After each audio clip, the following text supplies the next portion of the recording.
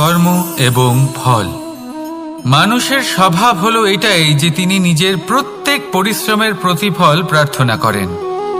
বেশিরভাগ সময় এই ফলাফলের চিন্তা করতে করতে, কল্পনা করতে করতে উনি কর্ম করতে থাকেন যে আমি এই কাজটা করলে এই ফল পাবো। সেই সব কল্পনা করতে থাকেন যা না তার হাতে আছে, না আছে অধিকার, আর না আছে নিয়ন্ত্রণ। উনি শুধু নিজের কর্ম করতে পারেন। উনি কি ফল পাবেন তা তার হাতে কখনোই নেই। তাই আপনিও শুধুমাত্র কর্ম করতে থাকুন, ফলের চিন্তা করবেন না। মনে রাখবেন, শিকড় এবং শাখা যেভাবে একে অপরের সাথে জড়িয়ে, সেইভাবেই একে অপরের সাথে জড়িয়ে কর্ম এবং ফল। যেরকম কর্ম আপনি করবেন সেরকম ফল আপনি অবশ্যই পাবেন। তাই এই ফলের আশায় কর্মের সময় কখনোই নষ্ট করবেন না, কারণ যে ব্যক্তি সময় নষ্ট করেন, সময় সেই ব্যক্তিকে অবশ্যই নষ্ট করে দেয়। কর্ম করুন নিঃস্বার্থভাবে, ফলের চিন্তা করবেন না, আর আমার সাথে ভালোবেসে বলুন রাধা রাধা। কর্ম এবং ফল। দেখতে গেলে এই সমস্ত ব্রহ্মাণ্ড এই দুইয়ের মাঝেই স্থির হয়ে আছে। মানুষজন কর্ম করেন ভালো ফল লাভের আশায়, আর ভালো ফল লাভের আশায় উনি এটাই ভুলে যান যে উনি যে কর্ম করছেন তা কি করছেন। আমি বলেছিলাম কর্ম করুন ফলের চিন্তা না করে, কিন্তু কি কর্ম করছেন সেই বিষয়ে ভাবাটাও অত্যন্ত আবশ্যক। নয়তো অনেক সময় আমরা এমন কর্ম করে ফেলি যা না চাইতেও বিষে পরিণত হয়, যা হয়েছে দুঃশাসনের সাথে, দুর্যোধনের সাথে, গুরু দ্রোণের সাথে। একজনের মানসিকতা উচিত ছিল না, একজনের বিবেক উচিত ছিল না, আরেকজন যে পক্ষ নির্বাচন করেছিলেন সেই পক্ষ উচিত ছিল না।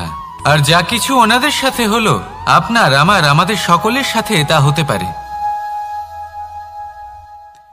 আমি বলেছিলাম কর্ম করুন, ফলের চিন্তা করবেন না, কিন্তু এই কর্মের বিষয়ে বিচার করে দেখাটাও ততটাই আবশ্যক। দেখুন, কর্ম করার উচিত প্রক্রিয়া ফলের চিন্তা না করা, কিন্তু যদি আপনার কর্ম শুভ হয় তাহলে তার ফলও নিয়তি আপনাকেই দেবে। সর্বদা কর্ম করার সময় এটা ভাবুন যে আপনার এই কর্ম এই সংসারকে, এই সমাজকে, আপনার পরিবারকে, আপনার আশেপাশের মানুষজনকে কোন দিশায় নিয়ে যাবে। যদি এটা সবার জন্য মঙ্গলময় হয় তাহলে কর্ম করতে থাকুন। আর হ্যাঁ, নিশ্চিত রূপে ফলের চিন্তা করবেন না। আসুন আমার সাথে ভালোবেসে বলুন রাধা রাধা। বটবৃক্ষের বীজ সর্ষের দানার থেকেও ছোট হয়, কিন্তু যখন তা নিজের রূপ ধারণ করে তখন তা বিশাল বৃক্ষের আকার ধারণ করে, যা সহস্র বছর ধরে বেঁচে থাকে, ছায়া প্রদান করে, পাখিদের আশ্রয় প্রদান করে, আর দেয় পথচারীদের বিশ্রাম করার স্থান। কেন? কারণ সেই ছোট বীজ তা মাটির ভেতরে গিয়ে নিজের খোলস ত্যাগ করে। অন্ধকারে থাকে সে, যতই আলো আসুক না কেন, যতই বর্ষা আসুক না কেন, সব সহ্য করে। আর তারপরে একটা চারা গাছ অঙ্কুরিত হয়, তারপর ধীর গতিতে একটা বিশাল বৃক্ষতে পরিণত হয়। দেখুন, জীবনে কঠিন সময় আসে, এই জন্য নয় যে আপনি হার মেনে নেবেন, এই জন্য আসে যাতে আপনি ভবিষ্যৎ নির্মাণের জন্য নিজেকে তৈরি করতে পারেন। যদি কঠিন সময়ে আপনি ওই বীজের মতো দৃঢ় হয়ে থাকতে পারেন, তাহলে আপনিও একদিন সেই বিশাল বৃক্ষের মতো নিজের অস্তিত্ব গড়ে তুলতে পারবেন, যা সহস্র বছর পর্যন্ত মনে রাখা হবে। আসুন আমার সাথে ভালোবেসে বলুন রাধা রাধা। এই ব্রহ্মাণ্ড কত বৃহৎ, তাই না? যার সম্মুখে এই পৃথিবীকেও একটা বিন্দুর মতো মনে হয়। আর এই পৃথিবীতে আমরা কে হই, আমাদের আকার কিরকম, আমাদের অস্তিত্বই বা কি? যখন আমরা এভাবে ভাবি তখন মনে হয় আমরা কিছুই নই। তা আমরা যখন কিছুই নই, তাহলে আমরা এত চিন্তা করি কেন? কি ভেবে ভয় পাই? কাকেই বা এত ভয় পাই? কে আমাদের মারতে পারে আর কেই বা আমাদের জন্ম দেবে? আত্মার আসলে না কখনো জন্ম হয় আর না কখনো মৃত্যু। আত্মা শুধুই শরীর বদল করে। আপনি, আমি, আমরা সকলে এই শরীর নয়, আমরা হলাম আত্মা, যা হলো পরম আত্মার পরম অঙ্গ। সেই জন্য মনে রাখবেন, বাইরের কোথাও দেখবেন না, নিজের অন্তরের গভীরে গিয়ে দেখুন, আত্মাকে উপলব্ধি করতে শিখুন। ক্লেশ, ভয়, চিন্তা, এই সব কিছুর থেকে নিজেকে দূরে রাখুন, তাহলেই উপলব্ধি করতে পারবেন পরমাত্মা কে। তাহলে আসুন আমার সাথে ভালোবেসে বলুন, রাধা রাধা। পরিবর্তন এই সংসারের শাশ্বত নিয়ম। কোনো রাজা নেই যিনি চিরকাল রাজা থাকেন, কোনো ধনী ব্যক্তি নেই যিনি চিরকাল ধনী থাকবেন। এই সংসারে সূর্যের স্থান নেওয়ার জন্য চন্দ্রিমার আগমন ঘটে। কোন স্থান যাকে পতিত বলা হয়েছিল সেখানে মহল তৈরি হয়েছে। কোন স্থান যাকে আজ মলিন বলা হয়েছে কাল সেখানে মন্দিরও স্থাপন হতে পারে। কোনো ঋতু চিরকালের জন্য থাকে না, কখনো সময় চিরকাল একরকম থাকে না। আজ যে আপনার কাছে রয়েছে কাল অন্য কারোর ছিল, আজ যে আপনার কাছে রয়েছে কাল তা অন্য কারোর কাছে চলে যাবে। আপনার সাথে কিছু থাকলে তা হলো আপনার কর্ম, কিন্তু সেই কর্মের পরিণামও আপনার নয়। আপনি শুধু কর্ম করুন, বাকি সবকিছুই পরিবর্তনশীল। কিন্তু সেই পরিবর্তনকে দেখে ভয় পাওয়ার প্রয়োজন নেই, তাকে স্বাগত জানান। যদি আপনি হাসি মুখে সেই পরিবর্তনকে স্বাগত জানান, তাহলে এই পরিবর্তনও হাসি মুখে আপনার সাথে থাকবে। আসুন আমার সাথে ভালোবেসে বলুন, রাধা রাধা। সঞ্চয়। মানুষের যখন থেকে বোধ বুদ্ধি হয় সঞ্চয় করতে আরম্ভ করে দেন। সঞ্চয় করতে থাকেন ভোজনের, সঞ্চয় অর্থের, সঞ্চয় শক্তির। নিজের জন্য করেন, নিজের পরিবারের জন্য করেন, নিজের স্ত্রীর জন্য করেন, সন্তানের জন্য করেন, সন্তানের সন্তানের জন্যও সঞ্চয় করেন। সঞ্চয় করার জন্য ওনার কাছে অনেক কারণ রয়েছে, কারণ উনি এটা ভাবেন যে এই সঞ্চিত শক্তির জন্য কেউ ওনার কোনো ক্ষতি করতে পারবে না। মানুষ ভুলে যান একটা গুরুত্বপূর্ণ কথা, এই সত্য, উনি এই সংসারে খালি হাতেই এসেছিলেন, আর এখান থেকে ওনাকে খালি হাতেই যেতে হবে। যা এখানকার তা এখানেই থেকে যাবে। আর যদি কিছু ওনার সাথে যায় তা হলো ওনার কর্ম, আর কিচ্ছু নয়। তাই যদি কিছু অর্জন করতে চান তাহলে শুভ কর্ম অর্জন করুন, আত্মশক্তি অর্জন করুন, কারণ পরলোকে এটাই হবে আপনার সম্পত্তি। তাহলে কি এটা আপনি অর্জন করতে চান না? আসুন আর আমার সাথে ভালোবেসে বলুন, রাধা রাধা। সদিচ্ছা। দেখতে গেলে 3 অক্ষরে তৈরি এই শব্দ, কিন্তু সমস্ত ত্রিলোক তার উপরেই আধারিত। আপনি এই সংসারে এসেছেন, তখন অবশ্যই শ্বাস নেবেন, কিন্তু তার বদলে আপনাকে কিছু তো দিতেই হবে। আপনার উপর নির্ভর করছে আপনি কি দেবেন। কি দেবেন এই সংসারকে, এই সমাজকে, নিজের পরিবারকে, আর তার বদলে কি নেবেন? যশ নাকি অপযশ? দেখুন, এক ছিল রাবণ, যে কিনা সমুদ্র পার করল সীতাকে অপহরণ করার জন্য, আর এক ছিলেন রামচন্দ্র, যিনি সমুদ্র পার করেছিলেন, সেতু বানিয়ে গিয়েছিলেন সীতাকে ফিরিয়ে নিয়ে আসার জন্য। দুজনেই সমুদ্র পার করেছিলেন, শুধু পার্থক্য ছিল সদিচ্ছাকে বোঝার, লক্ষ্যের। অনেক মানুষের যাত্রা একরকম হতেই পারে, কিন্তু আনন্দ তখনই লাভ করবেন যখন লক্ষ্য শুভ হবে, মহান হবে। এই লক্ষ্য দিয়ে এই সংসারের কল্যাণ হবে এবং মানুষের সম্মান হবে। যদি আপনার সংকল্প উচিত হয় তাহলে আপনার লক্ষ্য উচিতই হবে, নয়তো শুধুমাত্র বিনাশ হবে। আর উচিত এটাই হবে যে বিনাশের হাত থেকে যেন নিজেকে বাঁচানো যায়, কি বলেন? তাই জীবনে যে লক্ষ্য স্থির করছেন মনে রাখবেন তা যেন শুভ লক্ষ্য হয়। যদি এরকম হয় তাহলে আপনার যাত্রা, আপনার জীবন দুটোই শুভময় হবে। আসুন আর আমার সাথে ভালোবেসে বলুন, রাধা রাধা। সুরক্ষা।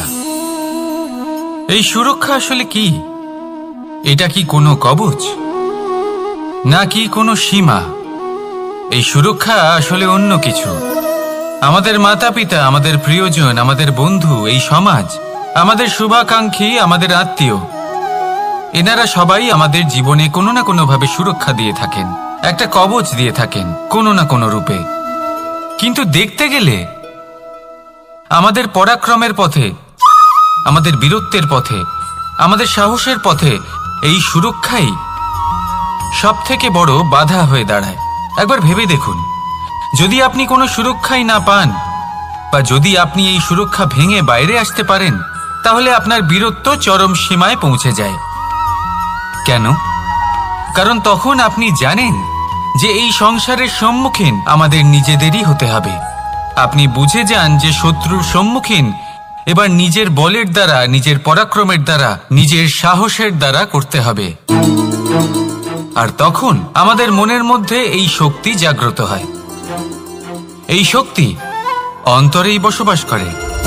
শুধু এটা চিনে নিতে হবে, একে জাগ্রত করতে হবে। আর এটা সুরক্ষা ভেঙে যাওয়ার পরেই সম্ভব হয়। আর যারা নিজের শক্তি সম্পর্কে জানেন, যিনি নিজেই জানেন তিনি কতটা শক্তিশালী, তিনি নিজেই নিজের সুরক্ষা কবচ চিরকালের মতো ভেঙে ফেলে দেন, ঠিক কর্ণের মতো। আর তারপরে দেখুন, আপনার পরাজয় হোক বা বিজয়ী হোক না কেন, সেটাই অনেক বড় হয়, সেটাই প্রশস্ত হয়ে থাকে। সেই জন্য ত্যাগ করুন নিজের ভয়কে, নিজের আশেপাশের এই সুরক্ষা চক্রকে ভেঙে ফেলুন। আর সম্মুখীন হন এই সংসারের নিজের শত্রুর সম্মুখীন হন। পরাক্রমের এই অঙ্কুর, তা অঙ্কুরিত হওয়ার জন্য বীজের উপরের এই কবচ, এটা ভেঙে যাওয়া অতি আবশ্যক। আসুন আমার সাথে ভালোবেসে বলুন, রাধা রাধা। যখন আমরা হাঁটতে থাকি আর আমাদের পায়ে কাঁটা বিঁধে যায়, তখন মুখ দিয়ে আহ বেরিয়ে আসে, কান্না চলে আসে, আর অনেক সময় অভিশাপও বেরিয়ে আসে। কিন্তু আমরা কি কখনো এটা এইভাবে দেখেছি, এইভাবে ভেবেছি যে আমরা যে পথে চলেছি সেই পথে কাঁটা বিঁধেছে, নাকি আমরা সেই পথ নির্বাচন করেছি যাতে শুধুই কাঁটা রয়েছে? নাকি আমরা এভাবে ভেবে দেখেছি যে এই কাঁটা আমাদের কষ্ট দিতে এসেছে, নাকি এটা আমরাই বিছিয়ে রেখেছিলাম? সাবধান থাকা উচিত ছিল, কারণ কাঁটা বিঁধলে যন্ত্রণা হবে, চিৎকার করে ফেলতে পারি, মুখ থেকে অভিশাপও বেরিয়ে আসতে পারে। কিন্তু এই অভিশাপ শুধুমাত্র আমাদের তরফ থেকে অভিশাপ হয়, সামনের ব্যক্তিটির ওপরও নির্ভর করে। এবার সেই ব্যক্তি যদি এমন হয় যে ফুল আর কাঁটা এই দুই সমানভাবে গ্রহণ করতে পারে, তার কাছে অভিশাপও বরদানে পরিণত হয়। শেষ পর্যন্ত ব্যাপারটা দাঁড়ায় ভাবনা, চিন্তা, দৃষ্টিভঙ্গির ওপর। কারণ আপনার এই ভাবনাই সত্যি হয়ে সামনে আসে। সেই জন্য এই ভাবনা, চিন্তা, মানসিকতাকে গুরুত্ব সহকারে দেখবেন। এই বিবেচনা নিয়ে বিবেচনা করতে শিখুন। আমার কথার অর্থ হলো যে জীবনে যখন এরকম কিছু একটা ঘটবে, তখন ভেবে দেখুন যে এরকম কেন হলো। আপনি কি এমন কোনো কর্ম করেছিলেন যার কর্মফল এটা? এমন কোনো কাজ যা অনুচিত ছিল, অসত্য ছিল, যা অভদ্রতার কারণ ছিল? ভেবে দেখা প্রয়োজন।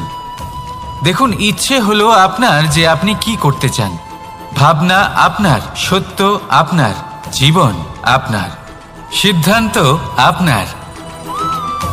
আসুন আর আমার সাথে ভালোবেসে বলুন, রাধা রাধা। সময়, এই সময় আসলে কি? এই সময় একটা সরল রেখা তো কখনোই নয়। সময় হলো একটা চক্র, যেখানে এর আদি সেখানেই হলো এর অন্ত, আর যেখানে তা শেষ হয় সেখান থেকেই তার শুরু হয়। এই সময় একটা অত্যন্ত বিচিত্র চিন্তা, বিচিত্র ভাবনা, এই একটা বিচিত্র বস্তু যা কেউ বুঝতে পারেন না। এই সময়ের লীলা, এর কোনো প্রমাণ নেই, কোনো জ্ঞান নেই, কোনো পরিমাপ নেই। শুধু এটুকু আমরা জানতে পারি, যেখানে শেষ হবে সেখান থেকে একটা নতুন সূচনাও হবে।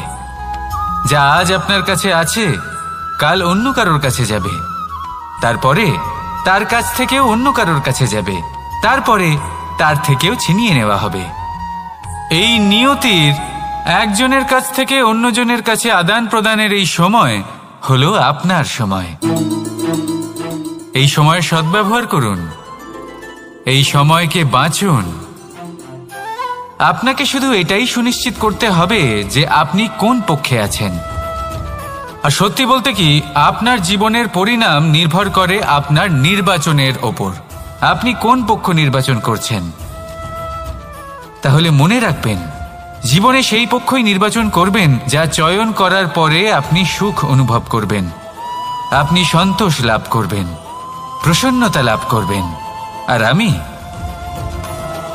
আমি এটাই সুনিশ্চিত করব যে এই পক্ষ যেন শান্তির পক্ষ হয়, এই পক্ষই যেন প্রেমের পক্ষ হয়। তাহলে চিন্তা করবেন না, আর আসুন আমার সাথে ভালোবেসে বলুন, রাধা রাধা। দৃষ্টি আর দৃষ্টিভঙ্গি, এই সমগ্র লীলা হলো এই দুইয়ের। বিচিত্র হতে পারে, কিন্তু এটাই সত্যি। এবার আপনাকে একটা উদাহরণ দিয়ে বোঝাই। অনেক সময় আপনি কোনো ব্যক্তিকে এটা বলতে শুনবেন যে আমি আমার নিজের উপরে গর্ব করি, আমি নিজেকে নিয়ে গর্ব করি, আমি খুব ভালোভাবে আমার মা বাবার সেবা করি, ওনাদের আমি সবসময় সুখী রাখি, ওনাদের আমি একটা বাড়ি দিয়েছি, সকল সুখ সুবিধা দিয়েছি, ওনাদের জীবনে প্রত্যেক জিনিস দিয়েছি আর দেব যা তাদের প্রয়োজন। এবার আমাকে বলুন যে আপনি কে হন। আপনি হলেন সেই বীজ যা আপনার মাতা পিতা রোপণ করেছেন। আপনার মা বাবাই আপনাকে এই সংসারে জন্ম দিয়েছেন। এবার এইসব কথার কি তাৎপর্য? এই হলো সেই ব্যক্তির দৃষ্টিভঙ্গি। এবার দেখা যাক এই প্রকৃতি আমাদের কি শেখায়। কখনো কোনো গাছকে দেখবেন, যখন সেই গাছে ফল আসে, সে মালিকে এটা বলে না যে দেখো আমি তোমাকে ফল খেতে দিচ্ছি। সেই বৃক্ষ এটা বলে না যে দেখো আমি তোমায় আহার করতে দিচ্ছি, কারণ ও জানে যে এটা হলো সেই মালির পরিশ্রম, এটা হলো তারই কর্মের ফল, আর এটা তারই পাওয়া উচিত। সে বলে যে তোমার জিনিস তোমাকেই অর্পণ করলাম, এ আমার জিনিস নয়। ও জানে সেই মালির গুরুত্ব আসলে কি, এটা হলো তার দৃষ্টিভঙ্গি। সেই জন্য আপনি জীবনে কোন ব্যক্তির মধ্যে, কোন পশু পাখির মধ্যে, কোন প্রাণীর মধ্যে, কোন পরিস্থিতিতে, কোন আবেগের মুহূর্তে কি দেখতে পাচ্ছেন, সেটা আপনার দৃষ্টিভঙ্গির উপরে নির্ভর করছে। তাই নিজের মনে ধন্যাত্মক ভাব জাগ্রত করুন, শুভ চিন্তা নিয়ে আসুন। এই ভাবনাই সত্য হয়ে সামনে আসবে। এই দৃষ্টিভঙ্গি এমন হয়ে যাবে যে আপনার জীবনে সবকিছুই শুভ হবে। তাহলে আসুন আর আমার সাথে ভালোবেসে বলুন, রাধা রাধা। প্রতিশোধ অথবা কাউকে দুঃখ দেওয়ার ভাবনা, যদি এটা আপনার মনে থাকে, তাহলে আপনি নিজের মনেই যন্ত্রণার একটা বিশাল বৃক্ষ রোপণ করছেন, এটা মনে রাখবেন। কারণ কাউকে দুঃখ দেবার এই ভাবনা, এটা হলো সেই বীজ যা আপনার মনেই পতিত হবে, আপনার মনেই অঙ্কুরিত হবে, আর আপনার মনেই একটা বিশাল বৃক্ষরূপে বেড়ে উঠবে। জীবন আপনার, কর্ম আপনার, কাউকে দুঃখ দেবার ভাবনা আপনার ছিল, এই বৃক্ষ হলো আপনার, তাই এর ফলও আপনিই পাবেন, যা গ্রহণও আপনাকেই করতে হবে।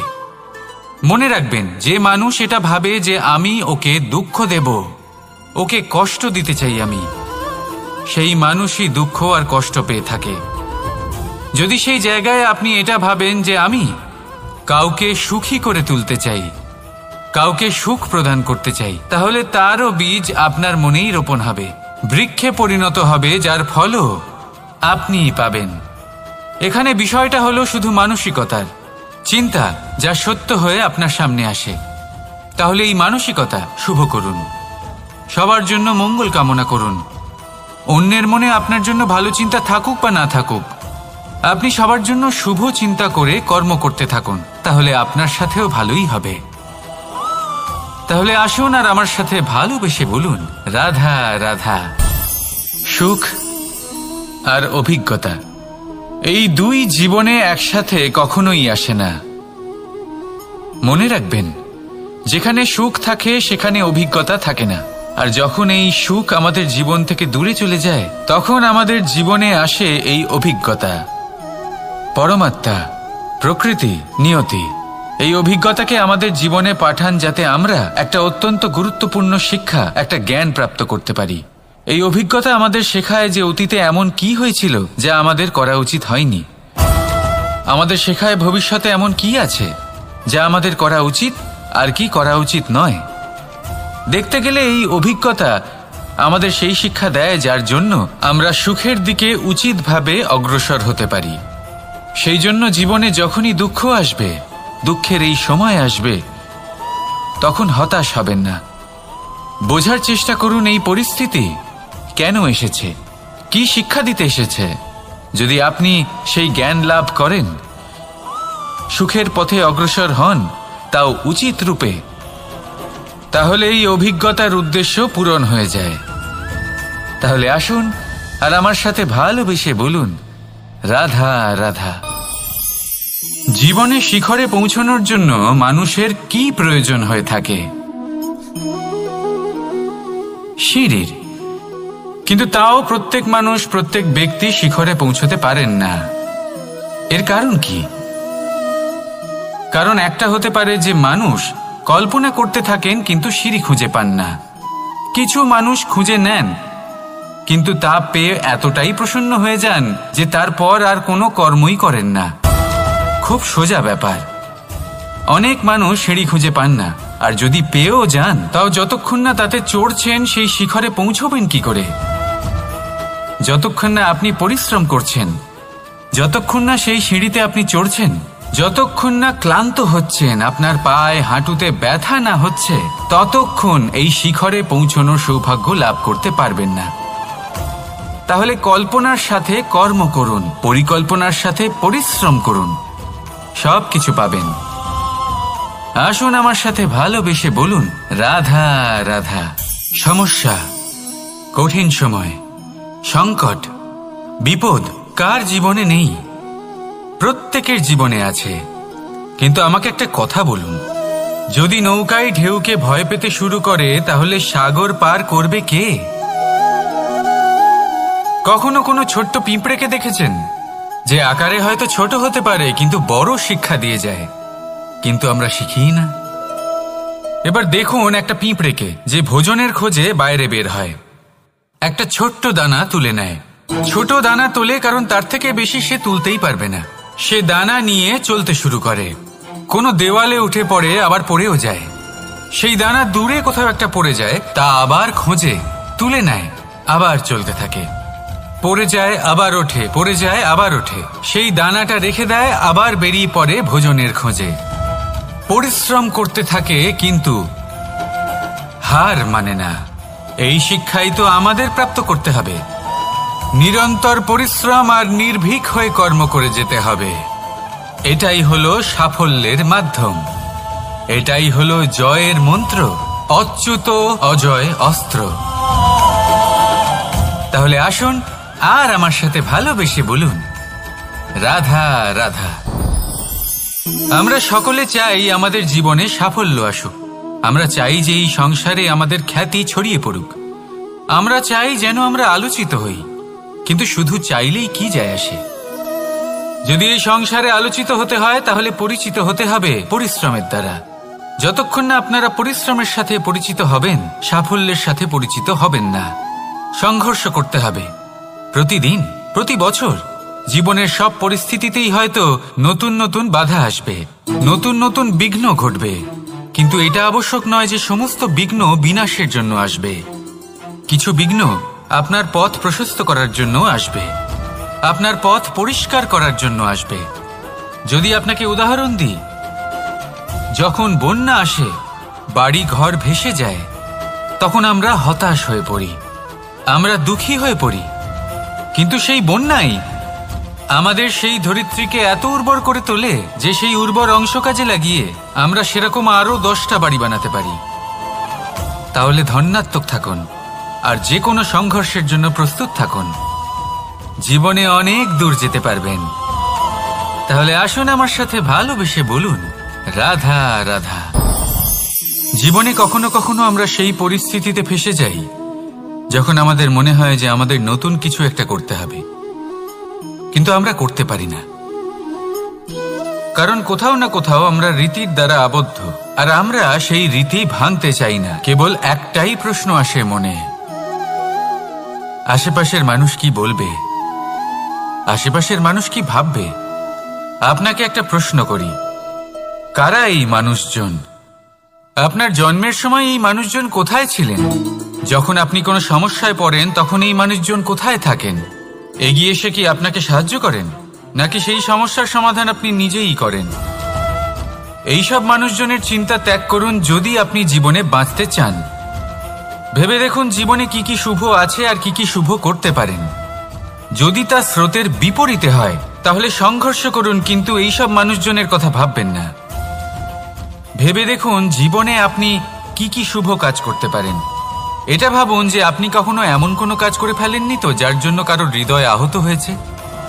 শুভর দিকে নিজের চিন্তা কেন্দ্রীভূত করুন, আপনার জীবনে সব কিছু শুভই হবে। তাহলে আসুন আমার সাথে ভালোবেসে বলুন, রাধা রাধা। আজকাল আপনি দেখে থাকবেন যে মা বাবা শুধুমাত্র সন্তানকে ভালোবাসেন তা নয়, তাদের মোহেও জড়িয়ে পড়েন।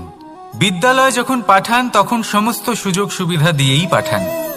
চেষ্টা করেন যে সবসময় যেন সন্তান তাদের চোখের সামনেই থাকে। কিন্তু ভুলে যান এক অত্যন্ত গুরুত্বপূর্ণ কথা, যে সন্তানকে এক নতুন দৃষ্টিভঙ্গি দেওয়াই হলো ওনাদের কর্তব্য। সেই জন্য পুরাতনকালে শিষ্যদের গুরুকুলে পাঠানো হতো, বাড়ির থেকে দূরে। কারণ বাড়ি ছেড়ে যাওয়া এক সন্তানের জন্য, এক শিষ্যের জন্য অত্যন্ত শুভ লক্ষণ হয়। যখন সে বাড়ির থেকে দূরে, গৃহস্থের থেকে দূরে থাকবে, তখন এই সংসারকে সে এক নতুন দৃষ্টিভঙ্গি দিয়ে দেখবে, পরখ করবে, বুঝতে পারবে, আর সবকিছু নিজে থেকেই শিখে যাবে কখন আক্রমণ করতে হয়, কখন পিছু হটতে হয়, কিভাবে এই সংসারের সম্মুখীন হতে হয়। আর এটা আপনার দৃষ্টি ওকে শেখাতে পারবে না, ওর অভিজ্ঞতা ওকে শেখাতে পারবে। তাই মনে রাখবেন, যদি আপনি চান যে আপনার সন্তানের বিকাশ হোক, তাহলে অনেক সময় ওকে নিজের থেকে দূরে নিয়ে যেতে হয়। যদি মোহে আবদ্ধ থাকেন তাহলে ওর বিকাশ কখনোই হবে না। তাহলে আসুন আমার সাথে ভালোবেসে বলুন, রাধা রাধা। কখনো কখনো মানুষ মনে করেন যে সে নিজেই সব থেকে বেশি শক্তিশালী, তিনি হলেন জ্ঞানী। দেখুন, এটা ভালো ব্যাপার যে আপনার মধ্যে শক্তি আছে, জ্ঞান আছে, আর এটা শুধু আপনার জন্য নয়, এই সমস্ত সমাজের জন্য, দেশের জন্য, সমগ্র পৃথিবীর জন্য অত্যন্ত আবশ্যক। কিন্তু এই কথাটাও বোঝা অত্যন্ত আবশ্যক যে এই জ্ঞান যেন কখনো অহংকার না হয়ে ওঠে। যখন মানুষের মধ্যে জ্ঞান থাকে তখন সে রাম হয়ে ওঠে। রাম, যিনি সমুদ্রের বুকে সেতু বানিয়েছিলেন, বানর সেনার দ্বারা রাক্ষস রাজকে পরাজিত করেছিলেন, আর চিরকালের জন্য সবার কাছে আদর্শ হয়ে উঠেছিলেন। আর যদি মানুষের মনে অহংকার জন্মায় তাহলে সে রাবণ হয়ে ওঠে। দেশে বিদেশে যতই খ্যাতি থাকুক না কেন, সে রাক্ষস হয়ে ওঠে, নিজের সাথে সাথে সমস্ত কুলের বিনাশ করে বসে। এবার জ্ঞান নাকি অহংকার, আপনার কি চাই সেই সিদ্ধান্ত আপনার, আর আপনার এই সিদ্ধান্তই নিশ্চিত করবে যে আপনার কর্ম কি হবে, আর আপনার এই কর্মই নিশ্চিত করে দেবে আপনার প্রারব্ধ কি হবে। তাহলে শুভ কর্ম করুন আর আমার সাথে ভালোবেসে বলুন, রাধা রাধা। এবার এরকম কেন হয়? এরকম তখনই হয় যখন পিতা বুঝতেই পারেন না যে তার জীবনের আসল ধন কি। সেই আসল ধন তার সন্তানকে সে দিতেই পারে না। যদি পিতা তার সন্তানকে কর্মের জ্ঞান দিতে পারেন, উচিত কোনটা অনুচিত কোনটা সেই শিক্ষা দিতে পারেন, সংস্কারের প্রকৃত শিক্ষা দিতে পারেন, তবে সেটা ধনের থেকে অনেক বেশি গুরুত্বপূর্ণ। এটাই হলো জীবনের বাস্তব ধন। আপনি সেই কথা তো অবশ্যই শুনে থাকবেন, কুসন্তান হলে ধন সঞ্চয় করে কি হবে, সুসন্তান হলে ধন সঞ্চয় করে কি হবে। সন্তান যদি কুপুত্র হয় তাহলে সব নষ্ট করে ফেলবে, আর সন্তান যদি সুপুত্র হয় তাহলে ধন থাকুক না থাকুক সে নিজেই কর্মের পথে অগ্রসর হয়ে ধন অর্জন করবে আর নিজের জন্য এক উজ্জ্বল ভবিষ্যৎ গড়ে তুলবে। তাই সন্তানকে সম্পদ দেওয়ার আগে কর্মের জ্ঞান দান করুন, সুশিক্ষা প্রদান করুন, কারণ এটাই হলো জীবনের প্রকৃত ধন। আসুন আর আমার সাথে ভালোবেসে বলুন, রাধা রাধা। যা বাধা দেয় তা হলো অবরোধ, যা এগিয়ে নিয়ে যায় তা হলো বিকাশ, আর যা ভাগ করে দেয় তা হলো গুণ। আপনি সবাইকে আনন্দ দিন, তার বদলে আপনিও আনন্দ পাবেন। আপনি সবার মধ্যে প্রেম ছড়ান, আপনিও তার বদলে প্রেমই পাবেন। এই দেখুন না, মেঘেদের দেখুন। এই যে মেঘ, এই মেঘের গুণ এইটা নয় যে এরা জল সংগ্রহ করে রাখে। এদের গুণ হলো এটাই যে এই মেঘ সকলের মধ্যে জল ভাগ করে দেয়। ধরিত্রীর এবং জগতের তৃষ্ণা নিবারণ হয়। সূর্য, সূর্যের গুণ এইটা নয় যে সে সব থেকে বেশি তেজস্বী। তার গুণ হলো এটাই যে সে নিজের তেজ সবার মধ্যে ভাগ করে দিতে পারে। ঠিক সেইভাবেই জীবনে আনন্দ, উল্লাস, প্রেম এই সব কিছুই ভাগ করে নিতে শিখুন। এটাই হলো একটা গুণ। আর তার বদলে আপনি দ্বিগুণ আনন্দ, দ্বিগুণ উল্লাস, দ্বিগুণ প্রেম অবশ্যই পাবেন। যদি আপনি এই সব কিছু নিজের কাছেই জমিয়ে রাখেন, তাহলে আপনি নিজের বিকাশে নিজেই বাধা দেবেন। আসুন আর আমার সাথে ভালোবেসে বলুন, রাধা রাধা। রাত্রিবেলায় যখন আলোকিত জোনাকিদের দেখেন, তখন মন প্রসন্ন হয়ে ওঠে। এদের দেখতে খুবই সুন্দর লাগে। আর এমন ঠিক কেন হয়? প্রথম হলো এটাই যে রাতের বেলায় চতুর্দিক অন্ধকারাচ্ছন্ন থাকে। এমত অবস্থায় যদি আমরা কোথাও একটু প্রকাশ দেখি, তাহলে সেটাই আশার কিরণের ন্যায় মনে হয়। সেই প্রকাশই আমাদের মন প্রসন্ন করে তোলে। আর সেই জন্য যে সকল মানুষ রাতের বেলায় কোনো জোনাকি দেখতে পান, তারা প্রসন্ন হয়ে যান। এবার কখনো কখনো জীবনে আমাদের মনে হয় যে চতুর্দিকে শুধুমাত্র অন্ধকারই হয়ে আছে। প্রত্যেকেরই তা কখনো মনে হয়। আর তখনই আমাদের নিরাশ হলে চলবে না, আমাদের দুঃখী হলে চলবে না। সেই সময় আমাদের খুঁজতে হবে নিজেদের আশেপাশে, চতুর্দিকে আর কোথাও না কোথাও আমরা প্রকাশ অবশ্যই দেখতে পাব। আশার একটা কিরণ অবশ্যই দেখতে পাব। কেউ এমন একটা কর্ম করেন যেটা দেখে আমরা প্রেরিত হয়ে যাই। আর এমন কোনো কর্ম যদি আপনারা করেন, তাহলে সেই কর্ম আপনার মনকে প্রসন্ন ভাব, আনন্দ এবং ভালোবাসা দ্বারা ভরিয়ে তুলবে। আপনার অন্তরের সেই অন্ধকারের অন্ত করবে, দুঃখেরও অন্ত করবে। আর এই মন প্রসন্ন ভাব নিয়ে বলবে, রাধা রাধা। মানুষের শরীরের বিভিন্ন অঙ্গ দ্বারা ভিন্ন ভিন্ন প্রকারের কাজ করা হয়। আর সেই জন্য মানুষ নিজের শরীরের যত্ন করে, তার খেয়াল রাখে, নিজের শরীরকে সুস্থ রাখে, স্বচ্ছ রাখে, বস্ত্র পরিধান করে, আর কোথাও আঘাত লাগলে ক্ষতস্থান ঢেকে ফেলে। মানুষের শরীরে এমন একটি অঙ্গ আছে যা চোখে দেখা যায় না, যা অদৃশ্য থাকে, কিন্তু সেইটা দিয়ে মানুষের বিষয়ে অনেক কিছু জানা যায়।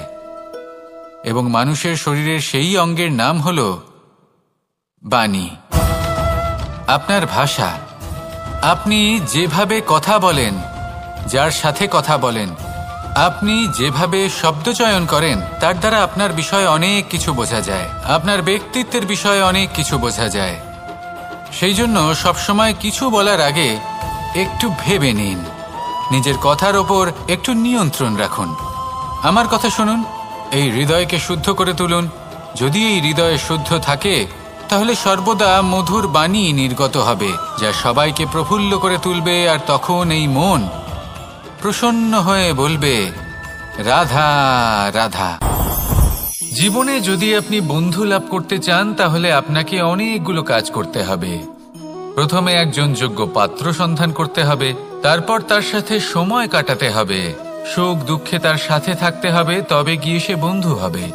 কিন্তু যদি আপনি শত্রু খুঁজতে চান, তাহলে কোথাও যাওয়ার দরকার নেই, কারণ আপনার সব থেকে বড় শত্রু আর কোথাও নেই, আপনারই মনের মধ্যে, আপনার চেতনায় রয়েছে।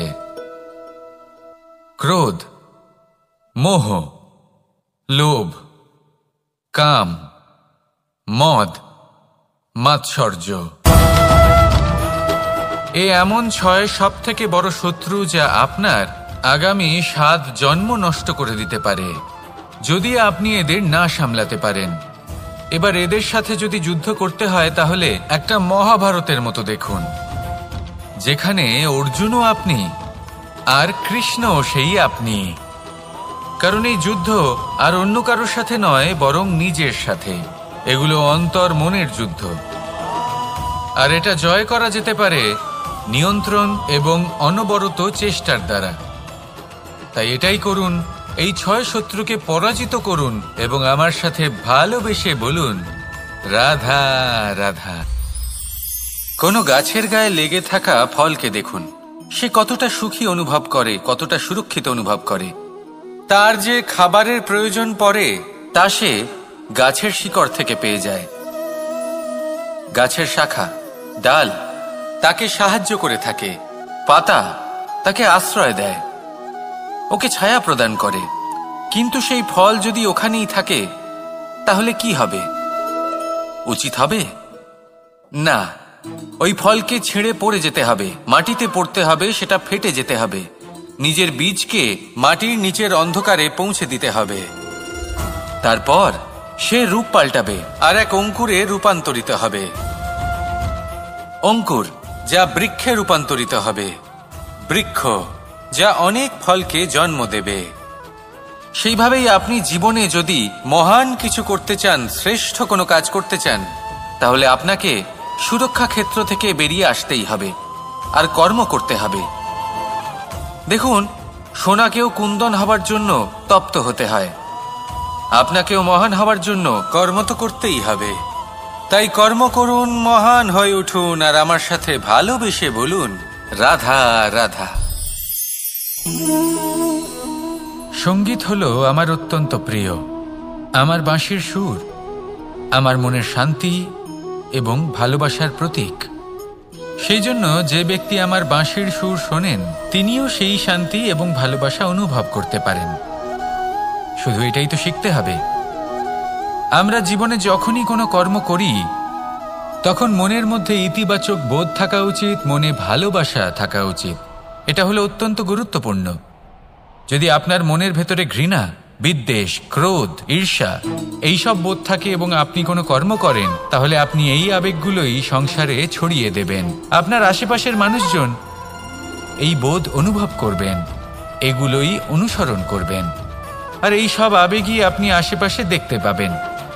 তার বদলে যদি মনের মধ্যে ভালোবাসা থাকে, ইতিবাচক বোধ থাকে, সত্যের প্রতি শ্রদ্ধা এবং করুণা থাকে, তাহলে এই সকল আবেগ আপনি সংসারের মধ্যে ছড়িয়ে দেবেন, আর সেটাও মানুষ অনুভব করবেন এবং এগুলো অনুসরণ করবেন। আপনার আশেপাশে আপনি কোন আবেগ দেখতে চান সেই নির্বাচন আপনারই। আপাতত আসুন আর আমার সাথে ভালোবেসে বলুন রাধা রাধা। এই বৃহৎ বৃক্ষকে দেখুন, অত্যন্ত শক্তিশালী বৃক্ষ। এটা সবারই প্রিয়, তা সে ছোট হোক বা বড়, বৃদ্ধ হোক বা জোয়ান, সবাই ভালোবাসে এই বৃক্ষকে। আর সত্যি বলতে এই বৃক্ষ সবাইকে সেবা করে, সবাইকে ফল দান করে, সবাইকে ছায়া প্রদান করে। দূর থেকে দেখে মনে হয় এর কোনো পরিচর্যার প্রয়োজনই নেই, কিন্তু একজন কুশল মালী এইভাবে ভাবেন না। তিনি সময় অন্তরে খুব খুঁটিয়ে এই গাছ নিরীক্ষণ করেন, দেখতে থাকেন। যদি কোনো এমন শাখা থাকে যা রোগগ্রস্ত, তাহলে সেটা কেটে আলাদা করে দেন। যদি এমন কোনো শাখা থাকে যা মৃত, তাহলে সেটা আলাদা করে দেন। আর এইভাবে উপযুক্ত দেখাশোনা করার কারণেই এই বৃক্ষ এইভাবে সুস্থ হয়ে থাকে, সতেজ হয়ে থাকে, সবার সেবা করতে থাকে। আপনাকেও নিজের সাথে সেটাই করতে হবে। নিজের জন্য আপনাকে একজন কুশল মালী হয়ে উঠতে হবে, রক্ষা করতে হবে নিজের শরীরের, নিজের মনের। আপনার শরীর যদি রোগগ্রস্ত হয়ে পড়ে, তাহলে ওষুধ গ্রহণ করতে হবে। যদি এই মন কোনো এক কারণে বিচলিত হয়ে পড়ে, তাহলে তার থেকে নিজেকে মুক্ত করতে হবে। আপনি যদি নিজের যত্ন নেন, তবেই এই বৃক্ষের মতো হতে পারবেন, সেই বৃক্ষ যে সবারই প্রিয়, সবাইকেই সেবা করে। আসুন আমার সাথে ভালোবেসে বলুন রাধা রাধা। বর্ষার ঋতু যখনই আসে, আনন্দ এবং উচ্ছ্বাসে মন ভরিয়ে তোলে। কখনো আপনি এটা ভেবে দেখেছেন যে এই বর্ষা, যা আমাদের মনকে উচ্ছ্বাসে ভরিয়ে তোলে, সে নিজে কতটা পরিশ্রম করার পরে আমাদের কাছে আসে? নদী হোক, সরোবর হোক, সমুদ্র হোক, তাকে সূর্যের তাপ সহ্য করতেই হয়। বাষ্প হয়ে আকাশে উড়ে যেতেই হয়, আকাশে গিয়ে কঠোর শীতলতার সম্মুখীন হতেই হয়, সেই ঠান্ডা সহ্য করতেই হয়। আর তারপর এই বর্ষা আমাদের গায়ে ঝরে পড়ে, কারোর তৃষ্ণা নিবারণ করে, আবার কাউকে আশ্বাস দিয়ে যায়। সেইভাবে জীবনে যদি আমাদের কোনো বড় কাজ করতে হয়, তাহলে আমাদের কঠোর এবং নিরন্তর পরিশ্রম করতেই হবে। আর যে ব্যক্তি এই পরিশ্রম করার পরেও কোনো একটি নির্দিষ্ট স্থানে পৌঁছে যাবার পরেও বিনম্র থাকেন, সেই ব্যক্তি অমরত্ব লাভ করেন। তিনি হলেন সেই ব্যক্তি যাকে সমগ্র সংসার ভালোবাসেন। তাহলে সবসময় মনের মধ্যে বিনম্র ভাব বজায় রাখুন আর আমার সাথে ভালোবেসে বলুন, রাধা রাধা।